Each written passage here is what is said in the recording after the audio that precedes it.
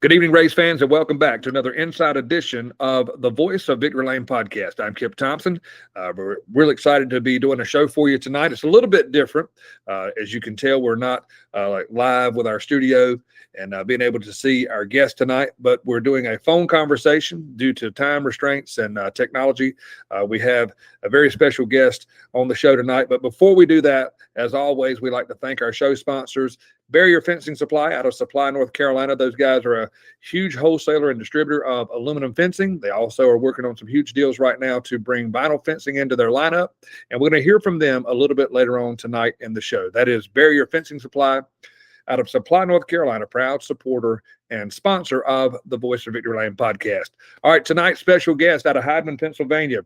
He's been on our show before. We're really excited to have him back again. My good friend, Drake Troutman. Drake, Happy New Year to you, man, and welcome back to the show. Thanks, man. I appreciate it. Hey, it looks like in following you, like I always do, for 2023, you've already got a lot of laps under your belt. I know you were down in speed weeks and everything down in Florida. Let's talk about that, kind of what went on. I know you were probably driving the modified and the super. So let's talk about how the season's been going for you so far in 2023. Things have been really well and been really consistent. So,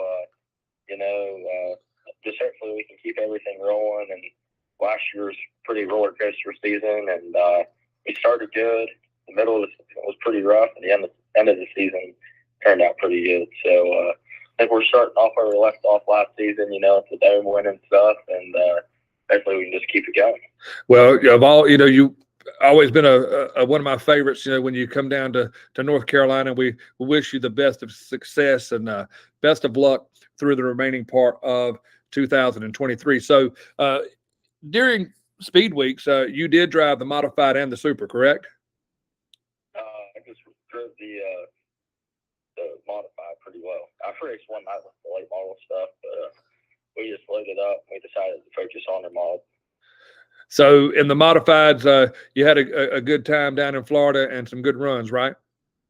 Yeah, we weren't out of the top three really a whole lot, but we were only out of the top five only one night. So and that night we actually we broke passing for the lead. So we had 2 wins down there, and we were constantly in contention for the win at some point throughout the race. So things were really good, and like I said, I just hope that we can continue to have good runs and just keep learning more about this Longhorn chassis. Well, let's talk about in depth here just a little bit the difference of being in a late model as opposed to being in a modified. What it takes, the adjustments as the driver yourself, because it is two totally different cars, and with your driving style, everyone, it doesn't matter what you're in. If it's in a Legend, if you're in the late model or you're in the modified, it seems you really, really know how to work a race car on the high side of the racetrack. Let's talk about the difference in between driving the late model as opposed to the modified. It's honestly not too terribly different because, really the only thing different about the car is just a smaller tire with the mod, and you got a stock front clip. Other than that, from your front clip back is all pretty well the same as your late models. So it's not terrible. I mean, they react fairly the same, and you make pretty similar adjustments to them. They got to the point where it's you pretty well need an engineer to race on a national level with them. It seems to be. So we're just trying to make best with what we got and just keep on digging. Yeah, well, what I was getting at in asking you that question, I've seen drivers who before started out in an open wheel modified and grew in their racing career driving a modified. And then you see them go up into a 602 crate late model or to a limited late model. And it's almost like once they've learned how to drive an open wheel modified, it seems like their confidence is a lot better because, having the wider tires all the way around, you know what I mean? Maybe it seems to where it's a different maybe for some people, but like you say, I guess, they kind of react the same way, and you just got to adjust to the different types of chassis because there are a lot of similarities. Yeah, for sure. It's modifieds are they're very technical race car too. So like I said, there's a lot of adjustments that you do that are pretty similar to a late model. So like I feel like if you start out in a mod, it gets you a pretty good perspective of what you need to do with a late model, driving wise, adjustment wise. So it's like I said, this Longhorn chassis has been awesome, and Steve Arpin and Ethan Dotson and everyone there at the shop. Just can't thank them guys enough for sitting behind us here. We built a really good relationship in a pretty short period of time. So we just gotta keep going with that, and we got some pretty big news coming with our late model scenes. So like I said, we're just gonna keep on digging, and hopefully we can, like you said, we start out in the mod, and we kind of fiddled with the late model stuff here the last couple of years, but that's something that we're looking to do full time here in the pretty near future. Oh, well, that's great. So is that something we can go ahead and book for another show? If there's a big announcement that you're going to be making, maybe we can spread it down our way on our show? Yeah, for sure. Absolutely. Okay, so what's next up on the modified deal for you? Any big races, any big things you've got already scheduled that you're going to do? We did talk a little earlier today about the Mafia Modified Series. It's coming up. I think it's next weekend down at County Line Raceway. And I saw that your name is on there. You're going to be driving the number 57 ride there.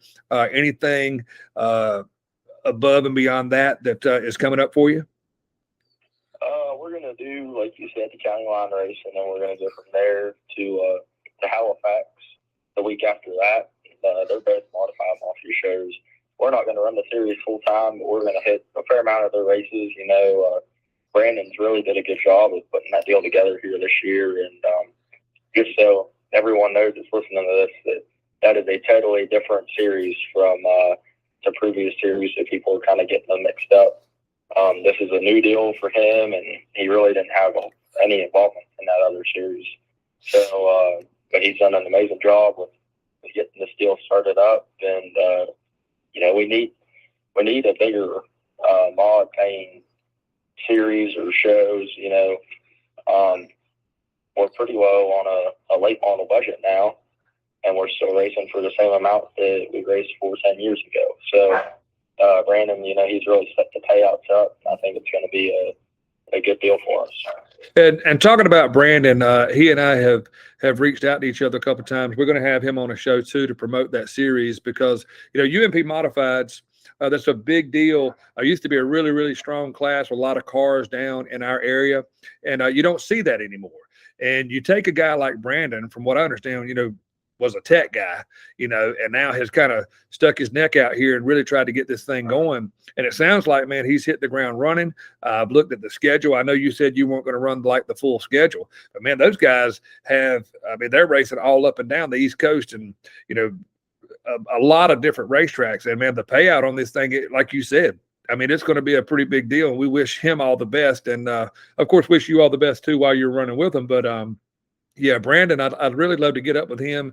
We've messaged each other back and forth, and we're talking about having a show with him. But it sounds like that series is really, really going to be something super exciting. It is, like you said, something new, and I'm looking forward to seeing, what it does, what happens with it. Yeah, absolutely. I'm the same way.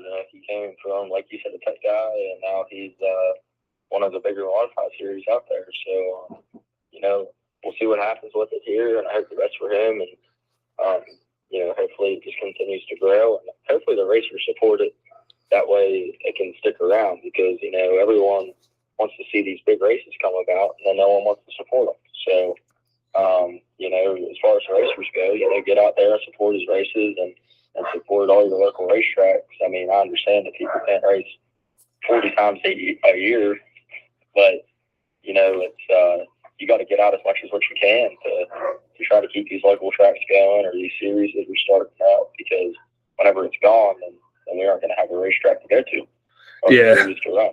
So, Yeah, I know what you mean there when you say that, man, because, around here in this area, it's just kind of heartbreaking sometimes. It seems like every other week, every other month, you're seeing a notification pop up, that a racetrack's closing down. So, best of luck to that series, and best of luck to everyone that's going to be participating in it. I know there's a lot of guys that probably are planning on, running that series full time. So, I'm all about new stuff, whatever, sticks, and hopefully that it's something that will be beneficial and grow and help provide more shows for racetracks in the area and all up and down the East Coast, and also another huge effort to keep racetracks open. Yeah, absolutely. It's hopefully, like you said, we can just keep. Yeah, there's a lot of racetracks that are shutting down here in the last couple of years, and everyone complains about them whenever they shut down. But where were they whenever they were around? They don't go and support it. So just go out and support your racetrack, and I don't know. Fans, same way with the fans. Get out there and support the track and go buy a hot dog or, do whatever. But, Fayetteville, I know that you're really involved with that place, and I really like going there. Dave puts his heart and soul into that place, and you can tell that he's really trying to progress with that racetrack. I just wish that, maybe they had a little bit more support from surrounding people. It's really easy to judge from the outside, but whenever you see what really goes into that place on the inside, then it's, it's impressive. So, yeah, well, talking about David Mitchell, man, he has done a phenomenal job at Fayetteville Motor Speedway, and I have to brag on him a little bit, because as you know, Fayetteville Motor Speedway is my home racetrack. That is a racetrack that I grew up as a young guy, coming up and just developing a huge love for racing. Also, my kids, my boys that very well, Philip and Zach, they at a young age developed a love for the sport of racing right there in the Fayetteville Motor Speedway. And what people don't understand, a lot of people don't know this about Dave Mitchell. Yes, he is the promoter of the Speedway, but he's a racer too. He drove modifieds back in the day. He still has a street stock now. Matter of fact, he's actually taking one of his cars up to the Toilet Bowl next weekend. I think it's Clarksville, Virginia. And so, he's a racer himself, so away from Fayetteville, he's on the track and he's out going and supporting other places. But yeah, Dave has done a tremendous job at the Fayetteville Motor Speedway. And we've got a lot of things coming to the forefront here. Some huge announcements going to be made here pretty soon about the Fayetteville Motor Speedway. And 2023 is going to be super exciting for the Fayetteville Motor Speedway. Race fans, we are online right now with Drake Troutman out of Highland, Pennsylvania. Here's our show guest tonight. And we're going to take a real quick break, and we're going to hear from our sponsors, the guys down at Barrier Fence Supply in Supply, North Carolina. They're huge supporters of our show. We thank them for everything that they do for us. And we're going to hear from them really quick, and we're going to be right back on with Drake Troutman right here on the Voice of Victory Lane podcast. Barrier Fencing Supply is a fencing wholesaler and distributor based out of Supply, North Carolina. Whether you need fencing, fencing products, fencing accessories, or various other construction materials related to your fencing needs, we have the products you are looking for at today's most competitive prices around. Ask us today about bulk pricing packages. Call 910-269-8661. Contact us by email at sales@barrierfencingproducts.com. Barrier Fencing Supply, proud supporter of the Voice of Victory Lane podcast. All right, race fans, welcome back to another Inside edition of the Voice of Victory Lane podcast. This is part two. Part two of tonight's show is brought to you in part by Raging Rooster Catering out of Fayetteville, North Carolina. Tony and Bobby Jackson do a phenomenal job with their catering business. They will come to your event with 30 people or more. And anytime that you are at the Fayetteville Motor Speedway, be sure to visit them in their food truck up on the main concourse area right beside the press tower. And be sure when you go up and visit them, make sure to tell them that the Voice of Victory Lane podcast sent you their way. You can follow them on Facebook. You'll find their email address and their telephone number. Raging Rooster Catering, proud supporter of the Voice of Victory Lane podcast. As we come back into the second part of the show, again, special guest tonight is Drake Troutman out of Highland, Pennsylvania. And Drake, in part one of our show, we talked about a lot of the things that you've done thus far already in 2023. But one thing that we want to mention in the second part of the show here tonight is let's talk about, for the last 3 years, you've been a part of North Carolina Speed Weeks, 316 Motorsports, Willie Ridenhour. You guys have always been super, super competitive up front, and you were able to capture the win. I think it was on Thursday night, or was it the first night? Yeah, the first night there. Yeah, first night. That's right. Yeah, the first night. Yeah, because I commented that you had cornbread on a rail, that number 19. Like the new look of the car, too, by the way. It was pretty sweet looking. But, you captured the first legend win of North Carolina Speed Week. And let's talk about that. We've talked about the difference of driving a modified, the difference of driving a late model. And come on, you got to tell me there's some difference in driving that legend. Man, I think it's probably one of the hardest things that I've ever drove. It's a handful, but it's still a lot of fun, and I'm really glad that we got to meet Willie and Shelly. They're really great people, and I don't know. We didn't have quite the luck that I shouldn't say luck. You make your own luck, but we weren't quite in the right spot, I guess, this year at the right times. It's one of them deals that happens in racing, and you just put your head down and chin up and move forward. Yeah, that's right. Well, congratulations, man, on picking up that win. It's always a pleasure to have you visit me down in Racing for Heroes Victory Lane. You kind of made yourself a home there in the first 2 years, and you were able to get there again in 2023. So congratulations on that. I appreciate it. Thank you. Yeah, so maybe you can come back and see us again sometime, maybe for something during 2023. But, talk about, one thing that we like to do around the Fayetteville Motor Speedway is, or I like to do is compliment, the racetrack at Fayetteville Motor Speedway and the facility and stuff that we have. And I know you travel around the country more than I do, but, when I go to other places, when I always come back home, it's like, I'm guilty, man, of taking for granted, the facility and the racing surface and everything we have at Fayetteville. Is that, kind of one of the, whenever you get to race, is that kind of like up on the high on the list of one of your favorite places to come? Oh, yeah, for sure. That's, being my buddy that came down there the other week, that's what we talked. And he's like, man, this is my favorite racetrack in the country. And I was like, it's definitely up there for mine. We've been to some pretty unique places. And I'd say probably my favorite was East Bay. My second favorite is probably Tyler County. And I'd say Fayetteville is probably my third. Wow, so that's pretty good, though. So a guy that drives all over the country, that, Fayetteville Motor Speedway is in your top three. Well, we appreciate that. We appreciate the compliments there, but a lot of changes, man, has gone into that racetrack. Before you ever came there, the bull, it wasn't a bull ring. It was longer, but the track got shortened up, and that wide racing surface, really, really makes for some great racing inside the Carolina Bull Ring. And I told somebody the other night, again, like we spoke earlier in the show, your driving style, you love to drive on that high side, and you have a knack for making it work for you up there. And I told somebody the other night, I said, Troutman's going to be hard to guard, because any guy that can drive, a legend car and get up on the top up there and run, is a heck of a wheel, man. And for you to say, hey, that's probably the hardest thing that I've ever drove, you can still see you were still sticking with that high side, and it worked for you on night number one for sure. Yeah, there's just something about the top. I don't have the patience to run the bottom. So usually my motto is when in doubt, just go to the top.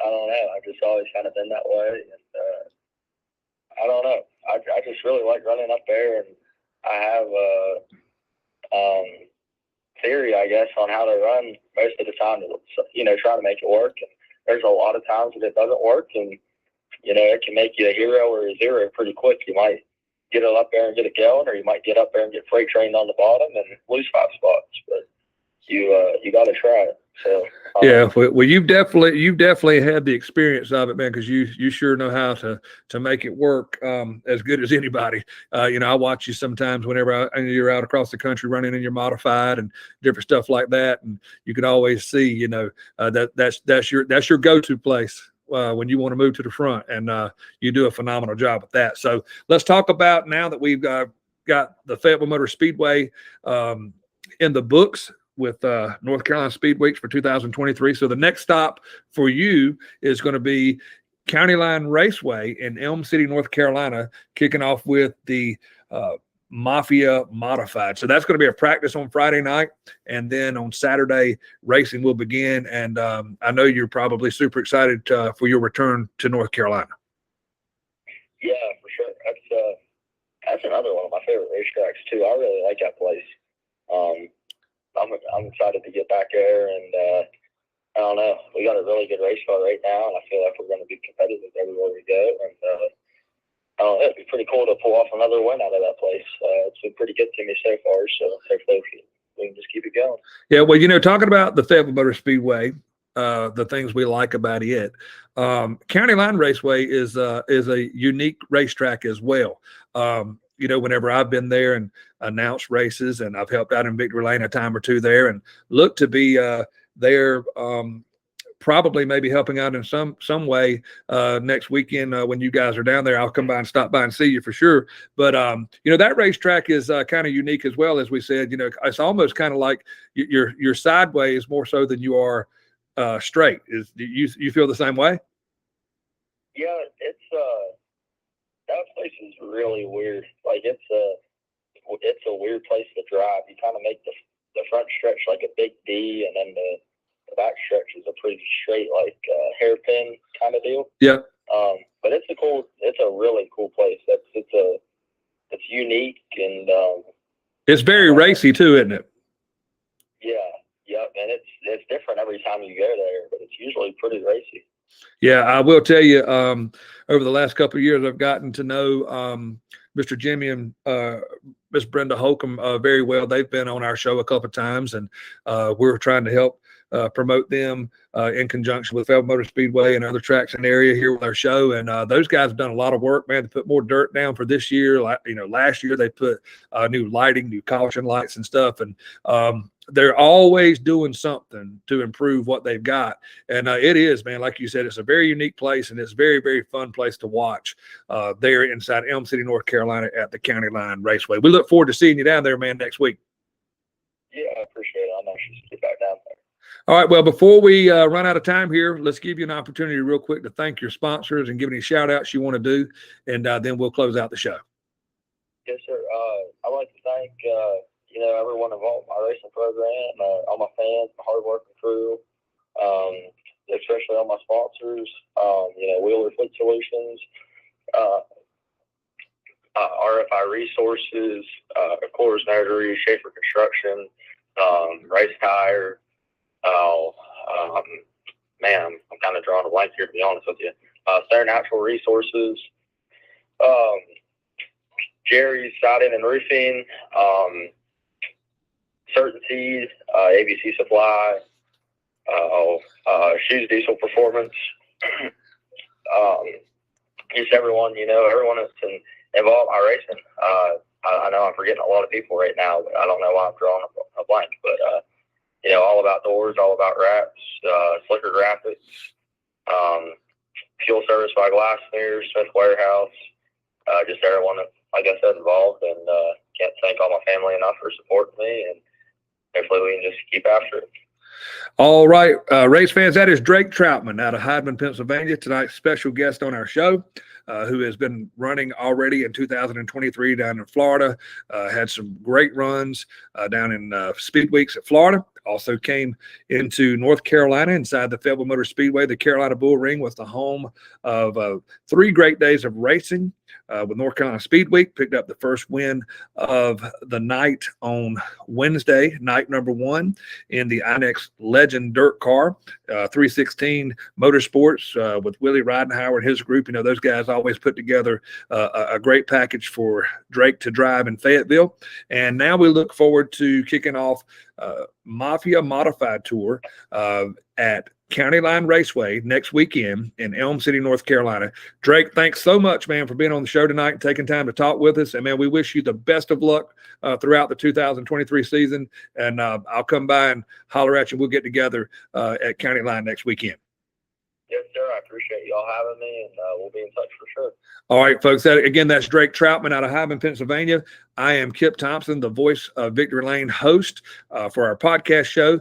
The second part of tonight's show has been sponsored by Raging Rooster Catering out of Fayetteville, North Carolina. Tony and Bobby Jackson, they will come to your deal with 30 people or more. And what they'll do, they will set up, they'll show up, they'll show out, they'll do a phenomenal job for you. And be sure to always visit them inside the Fayetteville Motor Speedway on the main concourse area.